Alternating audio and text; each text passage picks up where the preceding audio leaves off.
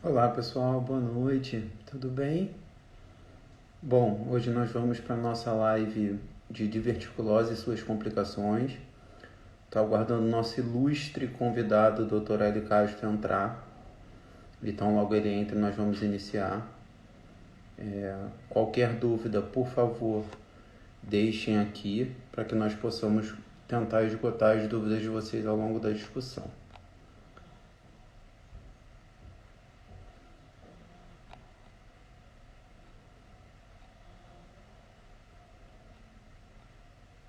Estou só salvando aqui o tema da live de hoje. O Dr. Hélio acabou de entrar.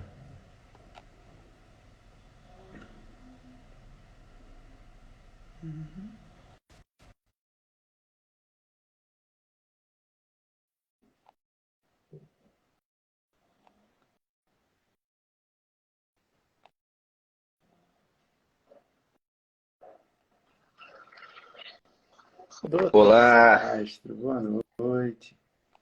boa noite pessoal, boa noite Fernando, muito obrigado aí pelo convite, cara, prazer enorme aí estar dividindo esse espaço aí contigo. Ó, em Opa, primeiro não cai lugar, não, hein? Fica nervoso não. pô, fiquei emocionado. Em primeiro lugar, é uma honra estar hoje com o Dr. Hélio. Para quem não conhece o Dr. Hélio é médico formado pela Universidade de Petrópolis, que é uma universidade que a gente aqui do Round tem bastante carinho. Fez sua residência de clínica médica no Hospital da FRJ. Alguns poucos anos atrás a gente se conheceu durante a residência de clínica médica dele, eu era interno. Depois fez a residência de gastroenterologia no Hospital Pedro Ernesto, lá da UERJ. É mestre pela UERJ, está terminando um doutorado agora pela Fiocruz. E fora os professores Vamos, que eu se tudo der tive certo. em faculdade, eu acho que é uma das pessoas com melhor didática que eu conheço. Então, obrigado mais uma vez por ter aceito o convite.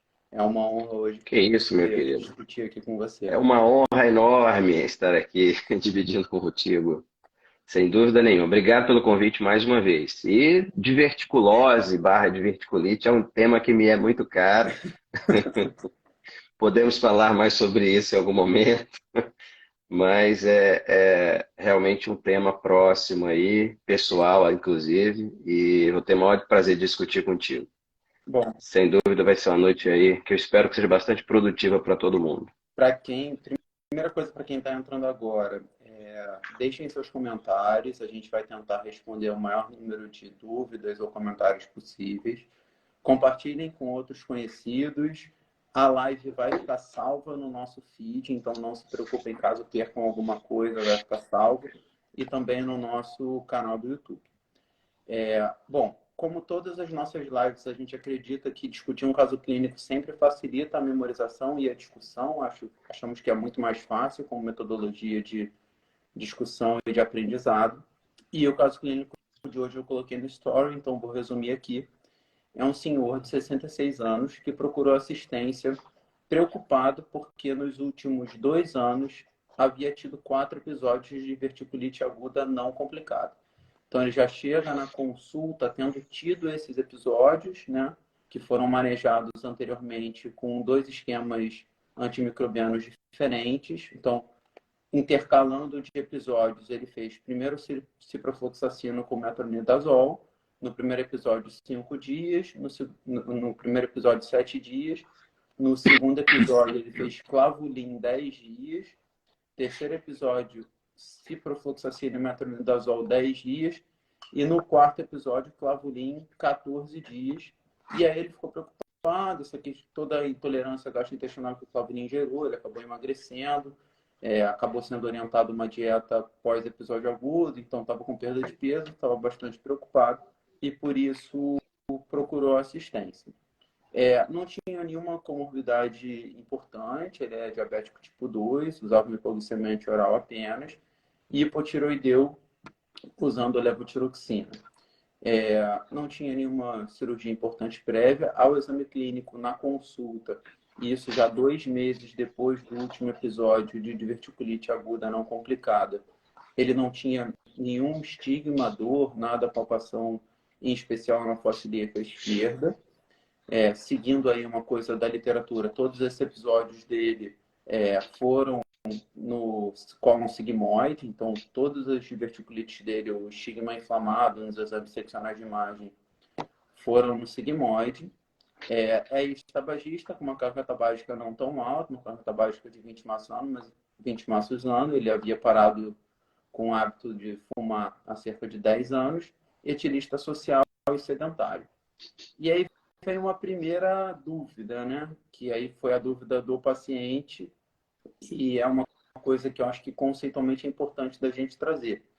A primeira pergunta que ele falou foi: doutor, o que é divertículo? O que eu tenho? Por que isso inflama tanto? Se eu tive diverticulite, eu vou ter de novo na vida? É sempre a mesma coisa? Ter divertículo é igual ter diverticulite?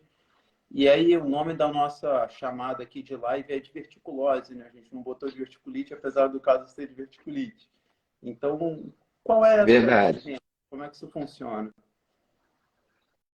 Pois é, cara, é importante. Aliás, essa pergunta do paciente, eu acho que é uma pergunta que às vezes o médico ele tem que saber diferenciar bem as situações, né? É uma dúvida que não é só do paciente. Quer dizer, tem que ter muito claro para a gente a diferença de conceitos aí, né? Então, primeiro momento, ter divertícula no cólon, que é uma condição extremamente comum, extremamente frequente aí depois dos 50, 60 anos, a gente chama simplesmente de diverticulose colônica, ou seja, você tem lá a presença dos divertículos e 80% desses pacientes não vão ter sintoma nenhum.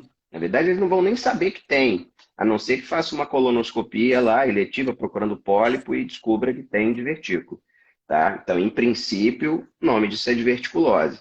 Claro que dentro dessa diverticulose, 20% desses pacientes podem ter sintoma. Então, quando a diverticulose está associada à presença de sintoma, a gente dá o nome de doença diverticular. E aí, dentro do balaio da doença diverticular, tem várias subclassificações e é extremamente controverso, é polêmico.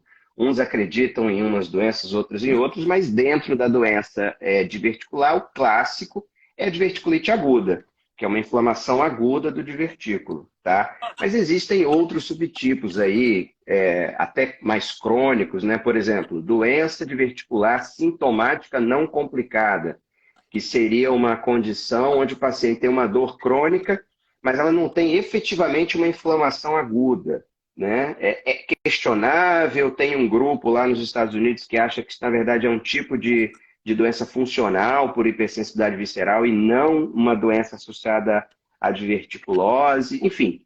Mas a mais clássica é a diverticulite aguda, que é uma inflamação aguda do divertículo e que um negócio que sofreu, né, Fernando? Poxa, uma série de mudanças aí nessas últimas 2 décadas e talvez diverticulite aguda seja uma das coisas mais controversas de tratamento que a gente tem. Se pegar 10 clínicos e 10 cirurgiões e botar o mesmo caso, muitos vão pegar aquele conhecimento padrão de cirurgia como primeiro tratamento, nunca mais comer caroço, grão na vida, antibiótico durante Pipoca, né? 15 Nunca mais dias, pipoca. nunca mais comer pipoca, amendoim, o coitado está condenado. Então, assim, é muito controverso, só que a ideia nossa aqui é justamente trazer à luz a literatura mais atual, dos estudos mais atuais. E quando eu digo atual, não estou falando de 2 anos, né? Tem pelo menos 10, 15 anos aí que muita coisa, muito conceito em diverticulose e diverticulite aguda mudaram, se atualizaram. Então, é claro que a gente sempre tem que tentar olhar o paciente antes de mais nada, né? Então, a gente vai ter oportunidade de discutir alguns conceitos aqui, de fazer antibiótico versus não fazer, que não é simplesmente uma receita de bolo. Eu acho que o central aí é o paciente, e o Fernando trouxe um caso bom para a gente ilustrar isso. Mas acho que isso é bom ter na cabeça, tá? E dentro da diverticulite aguda, entender essa diferença da diverticulite aguda não complicada e a diverticulite aguda complicada. Quer dizer, o que é a diverticulite aguda não complicada? É aquela onde eu tenho uma inflamação do divertículo, que pode ter aí um espessamento da parede, pode ter até um pequeno borramento da gordura peridiverticular, mas eu ainda não tenho a formação de um abscesso. Quando eu tenho a formação de um abscesso, seja ele pequeno, um abscesso maior, ou quando eu tenho obstrução intestinal e tenho estenose, eu tenho uma peritonite generalizada, purulenta ou fecal, uma perfuração livre, isso tudo é complicação. Então, a partir do momento que surge um abscesso, seja aquele abscesso pericólico ou um abscesso intracavitário, pélvico, a gente já chama isso de diverticulite complicada. Então, se o Fernando trouxe um caso do senhor de 66 anos, que tem uma diverticulite aguda leve em 4 episódios, ele está dizendo o seguinte: era um espessamento da parede do divertículo ou, no máximo, ali um borramento de gordura, com sintomas, certamente, mas não é uma diverticulite que evoluiu para abscesso. Então, é só para a gente usar os termos e saber do que a gente está falando, né? Então, acho que essa parte inicial aí é importante. E a diverticulite é uma das possíveis complicações de quem tem diverticulose e quem tem doença diverticular, né? E aí essa Claro, complicação claro. pode ser isso, complicada, não complicada. Lembrar que o sangramento é uma outra complicação da doença É diverticular, uma complicação aguda extremamente comum. que não necessariamente. Aliás, foi bem interessante você ter lembrado dessa diferenciação, porque provavelmente tem muitos alunos assistindo a gente aqui, e em questão de prova, por exemplo, faz-se uma confusão muito grande entre sangramento por divertículo e diverticulite. Pessoal, são coisas diferentes. Até podem coexistir. Mas doente que está sangrando, que faz uma enterorragia por divertículo, ele não significa que ele está com uma diverticulite aguda. Diverticulite é uma complicação inflamatória, tá? Você tem ali uma inflamação do divertículo, e é importante dizer também que, hoje em dia, na fisiopatologia atual dessa doença, não é um processo primariamente infeccioso, é inflamatório. Você pode ter ali uma microperfuração da parede, translocar bactéria, e aí faz abscesso e se torna uma complicação infecciosa. Essa é a base para que muitos estudos hoje em dia não recomendam começar com antibiótico para todo mundo. Tá? Embora controverso e tudo mais, mas essa é a base. É uma complicação inflamatória e quase que a microperfuração da parede é uma sequência de eventos ali até a complicação. Antigamente se pensava, não, é uma infecção que pode perfurar. Não, na verdade é um processo inflamatório e a microperfuração faz parte da fisiopatologia. Então, essa é uma coisa, e sangramento é outra complicação, é outra categoria, outro capítulo, né? Outra gaveta cerebral, como alguns gostam de dizer. Eu acho até que vocês já discutiram isso aqui bastante É. no round médio, né? E assim, por mais que possam coexistir, o tipo de sangramento característico, né? É óbvio que medicina nada é sempre, nada é nunca, mas o sangramento característico da doença diverticular, aquele sangramento com enterorragia, é pouco usual coexistir com diverticulite aguda. Sim, sim, Normalmente ou sim. tem uma Geralmente é um infiltração muco ou com um tem muco. pouquinho, né? Exatamente. É. Tem até um corolário da medicina, de vertículo que inflama não sangra, o que sangra não inflama. Obviamente que isso não é uma regra tão, né? Mas geralmente, realmente é assim. O divertículo inflamado, dá diverticulite, geralmente o sangramento é mais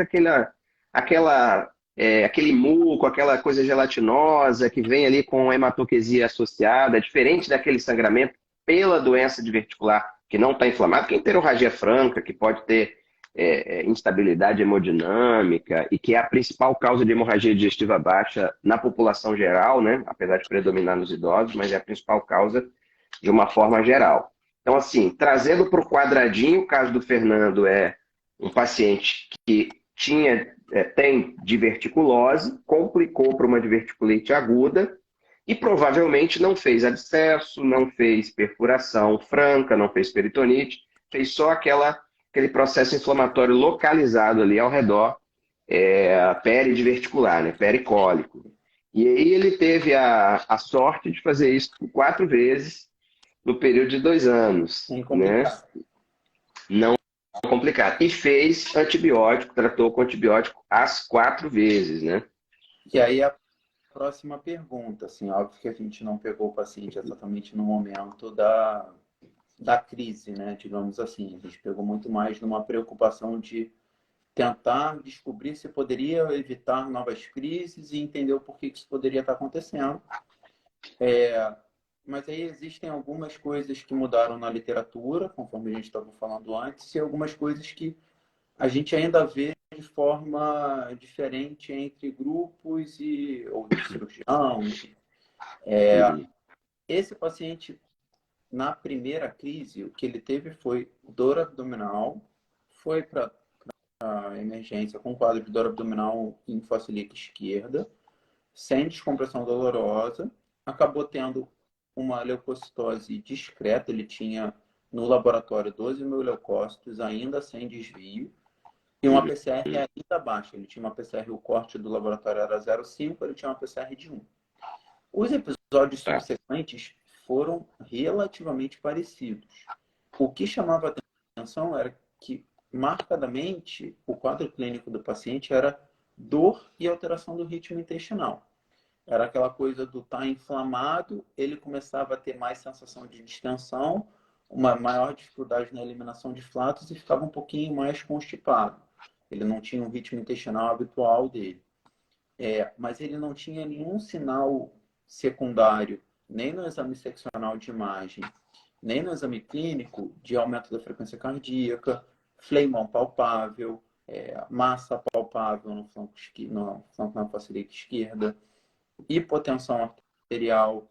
Nada disso alterou nesse paciente. O que já era a primeira dúvida, né? Todo paciente com diverticulite aguda faria antibiótico, mas lembrando que ele tem 66 anos, tem um diabetes mellitus tipo 2, o que pode talvez ter sugestionado aí em alguns casos iniciais. Tem outras comorbidades importantes, um hipotireoidismo controlado com TSH normal. Tá, quer dizer, vamos lá então, né? Rotineiramente, classicamente, a terapia antibiótica nesses pacientes sempre foi indicada, né? É o clássico.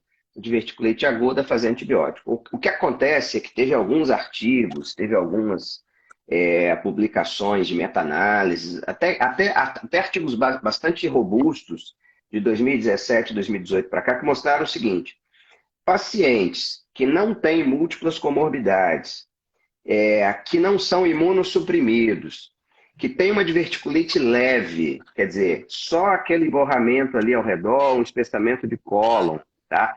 E principalmente que não tem sinais sistêmicos de inflamação, não mostrou que tem diferença entre fazer apenas uma terapia de suporte, analgesia, aumentar a hidratação e tudo mais, ou começar o antibiótico, tá? É claro que, pessoal, assim, só a gente tem que ponderar, né? Foram artigos feitos exclusivamente com pacientes saudáveis, pacientes que não tinham comorbidades, somente diverticulite de sigmoide, colo esquerdo, tá?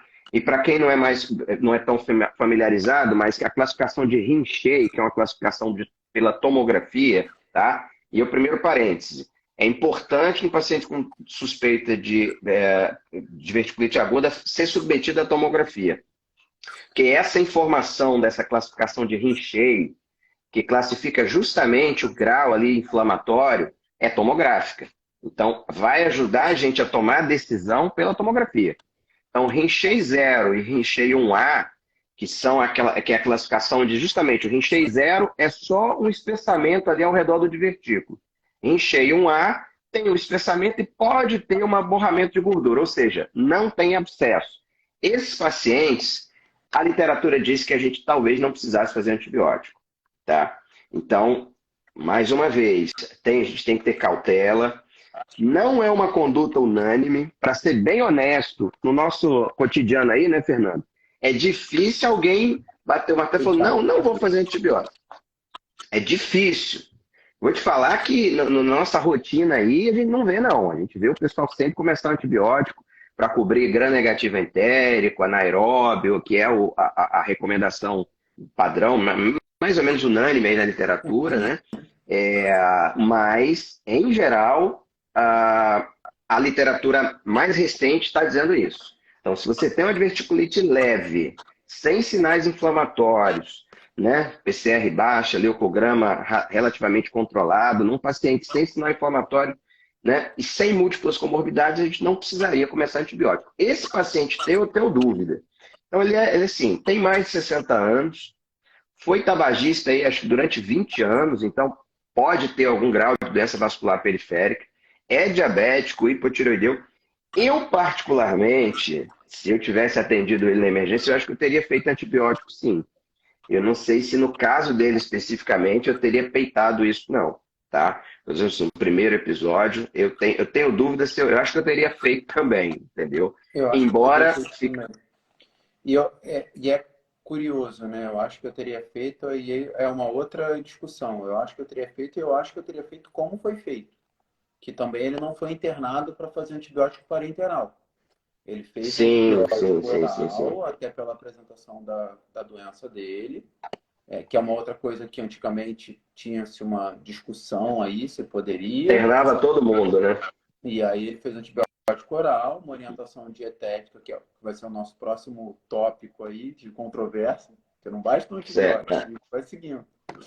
Vamos lá. Cada ponto da diverticulite Faz muito aguda é uma sentido. controvérsia hoje em dia. Mas, enfim, eu concordo, inclusive, com a estratégia que foi adotada. Fez o antibiótico oral e foi para casa. E aí ele foi para casa com uma orientação dietética específica para as primeiras 2 semanas. Que o colega que o atendeu na emergência orientou, e aí até consequentemente disso houve a perda de peso, é que teria que ser uma dieta mais semilíquida ou líquido pastosa, depende do local que você está do Brasil, pobre em resíduos, por 14 dias. Uhum. E ele se manteve, e aí eu não sei se porque não foi a médico, não teve, até a consulta com isso. Então ele se manteve com essa dieta por 3 meses. E aí perdeu nesse período Eita. 6 quilos. Mas como é que é isso? Existe diferença de dieta de fase aguda, de dieta após fase aguda? Na fase aguda tem que fazer dieta, não tem mais que fazer dieta. Como é que está essa situação? Sim, eu vou só voltar um passo atrás e colocar só uma observação em relação ao antibiótico, é o seguinte. Nessas situações de um paciente que você fala assim, cara, acho que eu vou fazer antibiótico, eu não vou peitar, deixar ele sem antibiótico, mas é um paciente ainda muito na mão, que, por exemplo, esse teu que a gente optou por fazer, eu teria optado, porque ele tem mais de 60 anos e tem comorbidades. A literatura também é controversa sobre o tempo de antibiótico. Alguns estudos fizeram uma diferença entre usar antibiótico 4 a 5 dias apenas ou 12 a 14 dias e também não viram diferença nesse paciente que a gente tem mais na mão. Então, talvez eles ainda dizem o seguinte, se você decide fazer, tenta fazer por um período mais curto, 5, 7 dias ao invés de 10 a 14, quando o paciente não tem um abscesso, por exemplo. Uhum. Então, veja que isso também é outro ponto. Agora, indo lá para essa questão da dieta, né? Quer dizer, classicamente, tinha-se uma intenção, né, lá atrás de fazer antibiótico venoso, com o paciente internado, fazendo hidratação venosa e repouso intestinal. Quer dizer, lá atrás era dieta zero. Né? Isso realmente mudou, isso realmente caiu, então você não tem mais essa prerrogativa de deixar o paciente zerado no paciente não complicado, né? Ou só com Uhum. Rinchey 1B, que é aquele abscesso localizado. E não tem mais essa intenção de dieta zero ou até de dieta líquida. Né? Você poderia deixar o paciente com uma dieta pobre em resíduo na fase aguda. Ponto. Né? E a fase aguda, pode-se discutir qual seria essa fase aguda, mas ela nunca seria maior que 14 dias. Sem dúvida nenhuma. Poderia ser até uma coisa mais curta, 10, 12 dias, mas não passaria de Uhum. 14, certamente. Tá? E a tendência é tratar esses pacientes em casa. Né? Então, Rinchey zero, que não tem aí abscesso, ou abscesso pequeno, Rinchey 1B localizado, num paciente pouco inflamado, esse paciente poderia tomar um tempo curto de antibiótico, fazer o tratamento em casa, com dieta oral liberada, apenas pobre em resíduo. Então, essa coisa de evitar semente, caroço e tudo mais, atualmente, o único papel que isso pode ter seria talvez numa fase aguda, sendo que tem estudo ainda que diz o seguinte, se é um paciente com diverticulite aguda leve, que não tem alteração de ritmo intestinal, que não está né, que não tá distendido, que não tem redução poderia ser uma dieta totalmente normal. Né? Então, mas há uma tendência de se falar, não, na fase aguda, tente fazer uma dieta pobre em resíduo. Mas já tem gente que diz que nem isso precisaria mais.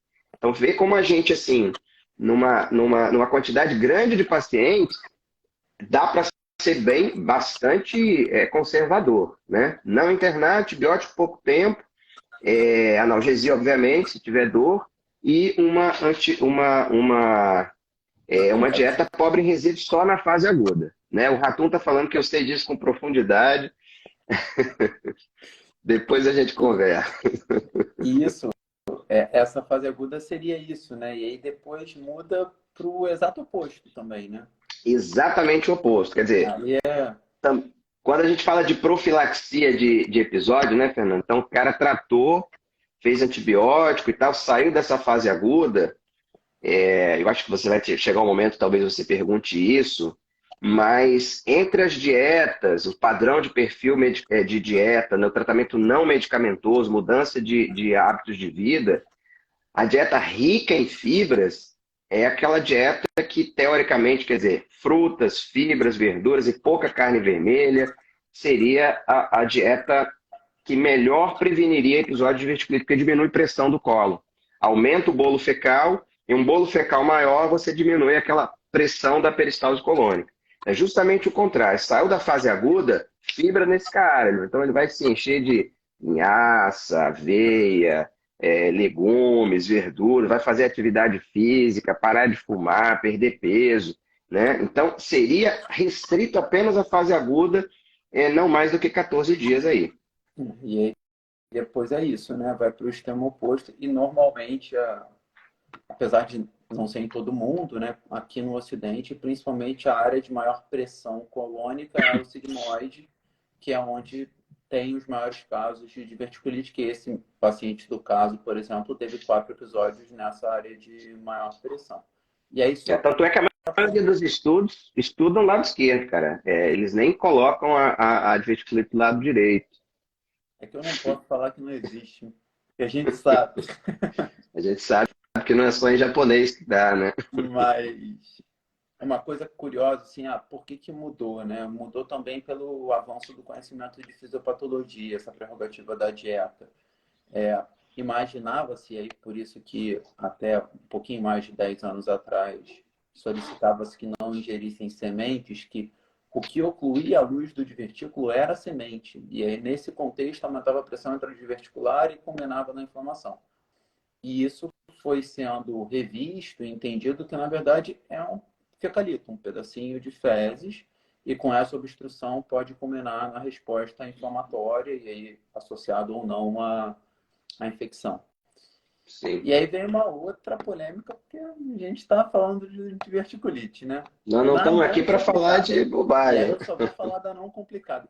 Eu estou falando isso agora, pessoal, porque também essa polêmica só existe para não complicada. Para complicada, talvez isso nem exista, que é o que a gente vai falar agora, que é a possibilidade ou não de prevenir um próximo episódio, né? Evitar que o paciente tenha um novo episódio de diverticulite aguda não complicada, ou pelo menos minimizar esse risco, por exemplo, para esse paciente do caso, que era um paciente que já tinha indicação de colono e não estava conseguindo chegar num tempo hábil ali de fazer o exame endoscópico. Agora está contigo. Essa aí é a hora que a porradaria come solta, né? Os motivos de maior polêmica internacional. Hoje eu acho que até, Fernando, que isso já reduziu um pouco, porque já teve muito trabalho realmente comprovando que não existe nenhuma medicação feita em estudos, né, randomizados e tal, de larga escala, que tenham comprovado que sejam capazes de prevenir um segundo episódio de verticulite aguda. Então, assim, existe algum remédio hoje comprovado na literatura unânime, com recomendação em consenso internacional, que previne episódio de repetição? A resposta é não. Tá? O que já foi estudado nesse sentido? Mesalazina, rifaximina, probióticos para alterar ali a microbioma intestinal, certo?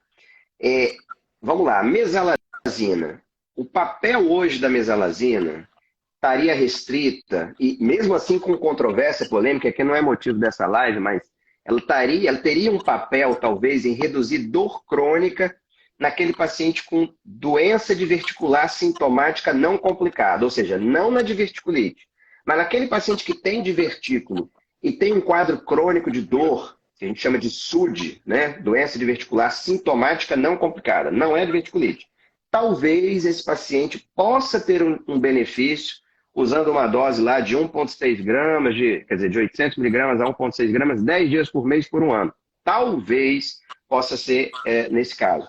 Então, a mesalazina ela não é usada para prevenir um episódio de diverticulite, para prevenir a recorrência. Seria para tratar dor, para reduzir dor, né? Um tratamento ali sintomático.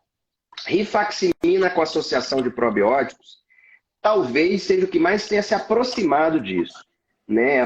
Teve uma quantidade razoável de estudos e hoje eles meta-analisaram um monte de coisa e viram que houve estudos provando que talvez diminuísse a chance do segundo episódio, mas foram estudos pequenos e que ninguém repetiu depois. Então não ficou uma coisa ali universal. Os guidelines não recomendam. E o probiótico sozinho é a mesma coisa. Então não tem espaço para fazer o probiótico sozinho como tratamento da diverticulite, da recorrência do quadro de diverticulite, né?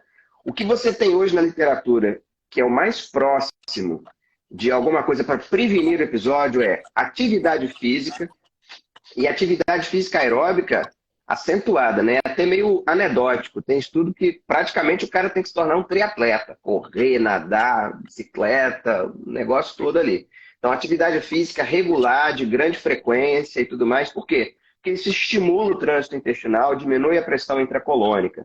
Além disso, associar fibras, verduras, reduzir carne vermelha e alimentos ricos em carboidrato. Então, é praticamente uma mudança geral de estilo de vida. Tanto a alimentação, tá? E aí a gente repete, fibra, fibra, fibra, fibra. Fibra é bom, né?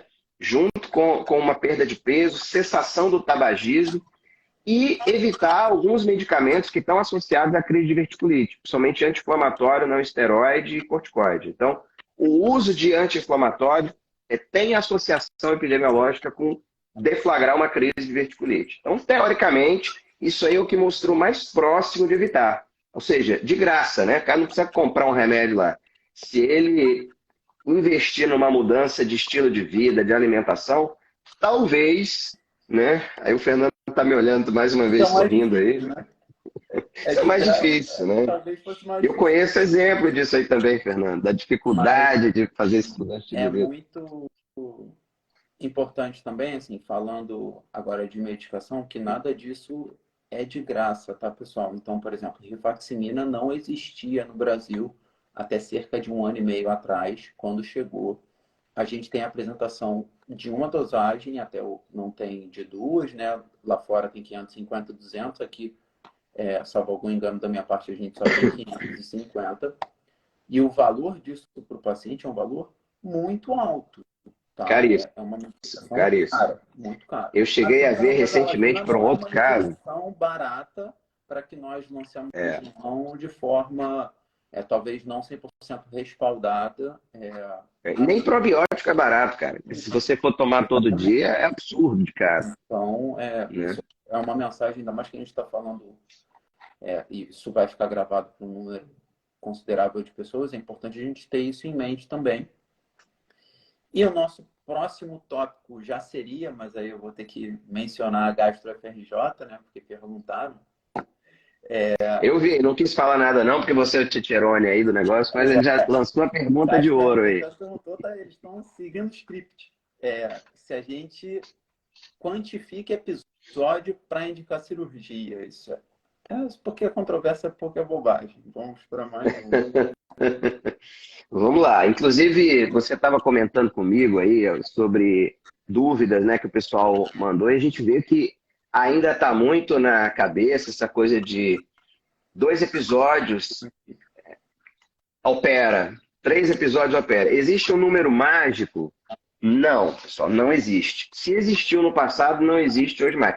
Principalmente no contexto da diverticulite aguda não complicada, tá? Obviamente que eu sabia que eu ia participar aqui dessa live, esse tópico específico, como essa literatura ela atualiza a cada instante, eu fiz questão de rever isso hoje, antes de vir para cá. Porque é óbvio que a gente tinha uma coisa em mente, mas pode ser que tivessem publicado um negócio 2 meses atrás, que isso tenha mudado.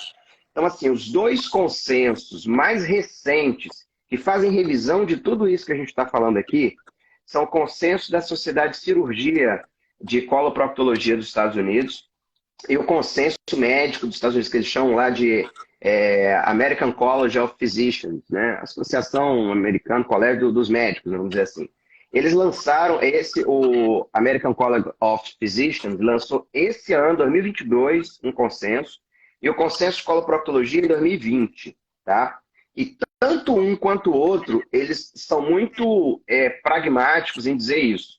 Número de episódios não determina necessidade cirúrgica.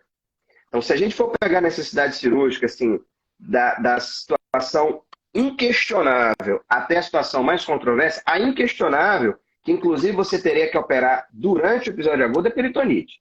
Peritonite purulenta generalizada, peritonite fecal generalizada, perfuração livre para a cavidade abdominal, tá? Isso é inquestionável e deveria ser feito no episódio agudo. Fora essas situações, a cirurgia, mesmo num caso complicado de abscesso, ela entraria de uma forma eletiva, tá? Mas aí a gente também não vai entrar nisso aqui, talvez se tivesse espaço, mas como o Fernando colocou, o nosso foco é diverticulite aguda não complicada. Então, se a gente subir mais ainda e for para diverticulite aguda leve não complicada, a indicação tem que ser individualizada por paciente. Então, exemplo, esse cara aí fez 4 episódios. A literatura até diz pra gente que o indivíduo que ele recorre, que ele faz um segundo episódio, ele tem aí 20 a 30% de fazer um terceiro. Se ele faz o terceiro, ele tem 20 a 30% de fazer um quarto episódio. Só que a tendência é que cada episódio desse seja mais leve do que o anterior, né? Então a tendência é que pode até fazer mais episódios, mas que eles sejam episódios leves, que o próprio paciente sabe identificar. Dificilmente ele vai apresentar uma peritonite fecal generalizada lá no terceiro, quarto episódio. Então acaba ficando uma coisa muito seguinte. É um paciente que tem um bom risco cirúrgico?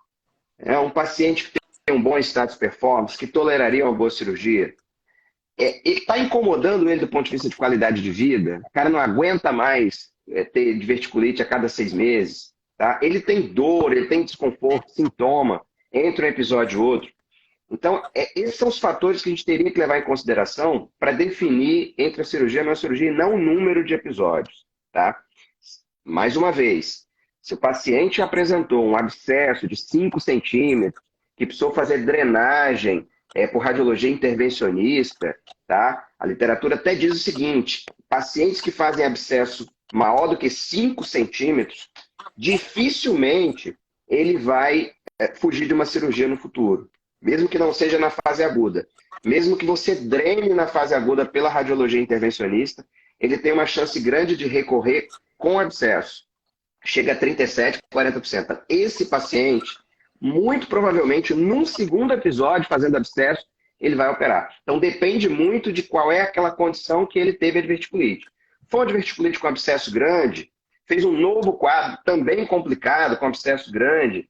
Então, esse indivíduo, no primeiro ou segundo episódio, provavelmente ele vai para a cirurgia. Mas esse do caso do Fernando aí, a gente tem que avaliar caso a caso.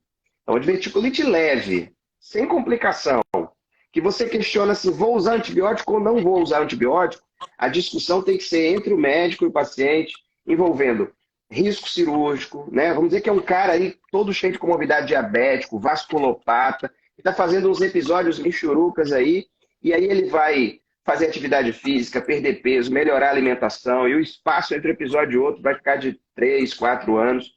Eu vou operar esse indivíduo? Eu vou expor ele a um risco de fazer uma sigmoidectomia cheio de comorbidade? Então, essa seria não só a minha opinião, mas que os consensos trazem hoje em dia. Não existe um número mágico. É uma tendência muito mais conservadora nas diverticulites agudas não complicadas, e aí Sim. o N vai ficando talvez sem um N, né? A gente não tem mais um número como definidor, até porque existe essa coisa que antigamente se pensava diferente, se pensava a segunda pode ser mais grave, hoje em dia já está ficando um pouquinho mais claro que normalmente com o passar do tempo a tendência é que quem tem a não complicada continue sendo não complicada e cada vez menos sintomática. Sim. E o paciente se reconhece, né, Fernando? ele passa a se reconhecer. É aquela dor da diverticulite, de quando eu tive. Aí o cara reconhece que é a dor da diverticulite, já muda a alimentação ali na fase aguda, ele acaba fazendo o que os consensos falam do tratamento sem antibiótico, por conta própria, às vezes nem contam para o médico. Eu tive um paciente que falou, eu tenho certeza que eu fiz um terceiro episódio, mas eu fiquei quietinho ali, reduzi a alimentação, e de repente passou. Provavelmente ele começou um processo inflamatório que regrediu espontaneamente, sem antibiótico, tá? Conheço gente também que já passou por uma situação parecida aí, né, de não ir sempre para o hospital tomografar. Então, é muito questionável realmente. A tendência é ser conservador, cada vez mais é ser conservador e não olhar o número de crises, nesse caso. E o oposto também é verdade, né? A partir do momento que o paciente teve uma diverticulite aguda complicada, propriamente dita, principalmente se foi complicada com um abscesso maior do que 5 centímetros, a tendência continua sendo uma tendência mais intervencionista, mais cirúrgica. Óbvio que a gente não está falando aqui de peritonite fecal e de peritonite purulenta, porque isso seria uma cirurgia. Essa aí tem que ser ali naquela internação, né? Quer dizer.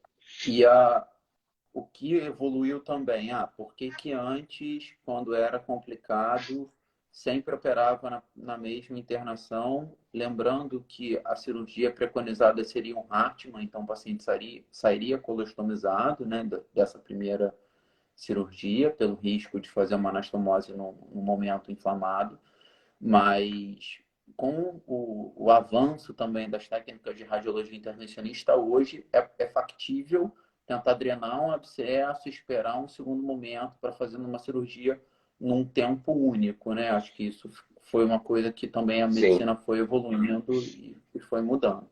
Sim.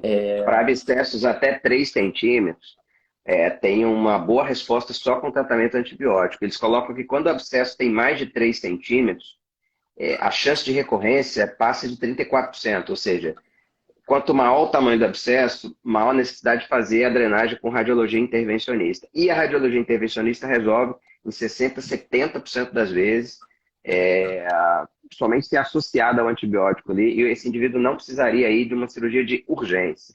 Isso que o Fernando está dizendo é o seguinte: quanto mais você atrasar a cirurgia e operar esse paciente no momento onde ele está menos inflamado, menor a chance dele ficar um longo período com colostomia, né? Operar ele fora da inflamação, operar ele num bom estado geral, bem nutrido e fazer anastomose primária, né? A gente está falando desses que seriam candidatos à cirurgia, tá? Lembrar que fístula, estenose e obstrução também são candidatos ali que você nem questiona. O doente entrou com um quadro, né, de fístula, né, pneumatura e tudo mais. Esse paciente aí vai sair do quadro agudo, você vai esfriar aquele processo e ele vai ser operado. Esse também não tem dúvida, né? Então, aqueles extremos lá não tem dúvida. E uma última coisa, que aí essa talvez não seja polêmica enquanto indicação, mas para não ficar sem polêmica, tem o tempo de contraindicar. É preconizado na literatura isso já há bastante tempo, após um episódio de diverticulite aguda, que o paciente seja submetido a um exame endoscópico, a colonoscopia, para entender se pode ter alguma causa ali anatômica justificando esse quadro ou diagnóstico diferencial com outras afecções. E aí a grande preocupação é a neoplasia coloretal. E aí, quanto tempo normalmente você, na sua prática, sugere, e o que a literatura fala, após um episódio de diverticulite aguda, que nós façamos o exame, lembrando que na maior parte das vezes, não em todos os grupos, o Hélio chefia um grande hospital privado do Rio que tem a capacidade de fazer o exame de colonoscopia insuflando o CO2, que é a mesma coisa que se utiliza, por exemplo, para fazer o pneumo peritônio numa cirurgia laparoscópica, mas as processadoras usuais de clínicas ou de hospitais que não tenham toda essa complexidade utilizam um ar atmosférico, né, nessa insuflação. E essa preocupação denota de um divertículo inflamado e a gente insuflando ar atmosférico, além de preparar o cólon, enfim, toda a questão de translocação. Mas sim, pode falar. Assim, essa é outra polêmica realmente. No passado, 8 a 12 semanas, esperava-se até 3 meses para fazer uma coluna. O grande medo, né, é você ter uma diverticulite ali tamponada, você entra jogando gás, destampona, perfura, e aí vira uma emergência durante o exame de colonoscopia, né? Mas assim, os estudos comparativos foram cada vez mais mostrando que você não precisa esperar esse tempo todo. Em média, hoje a literatura recomenda 6 semanas. Quer dizer, após 6 semanas de um episódio agudo, você já poderia fazer uma colonoscopia para descartar uma neoplasia oculta e tudo mais. Tem um dado interessante, é o seguinte, isso eu revi hoje, por estar na ponta da língua, eu estou aproveitando para passar essa informação para vocês. Os estudos atuais dizem o seguinte, a chance de neoplasia oculta na doença, na diverticulite aguda, ela chega a 8 a 10% nos casos dos pacientes com abscesso. Então, que são pacientes que têm chance maior de complicação. Então, aqueles abscessos, 3, 4 centímetros, podem chegar a 10, 11% de neoplasia maligna oculta. Você olha ali, tem uma massa, uma coisa meio pseudotumoral e tudo mais. E como são pacientes que fizeram um processo inflamatório mais acentuado, daí a preocupação de fazer a colonoscopia, pelo menos depois de um tempo de esfriar o processo. Nos pacientes com diverticulite leve, não complicada, a chance de neoplasia maligna entre 0,7% e 1,4%. Quer dizer, poderia-se até questionar a indicação dessa colono nesses pacientes. Mas na prática a gente faz para todo mundo pós-diverticulite. A gente acaba estendendo isso para todo mundo.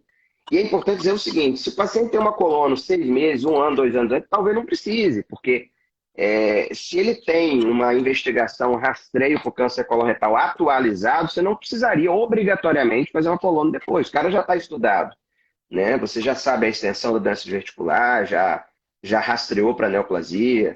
Então, é basicamente aqueles pacientes que não têm colono recente, aí nos últimos 5 anos, e principalmente para aqueles que tiveram a doença na forma de abscesso, porque você tem ali até 10, 11% de chance de neoplasia oculta. 10, 11% é assim, um a cada 100, né?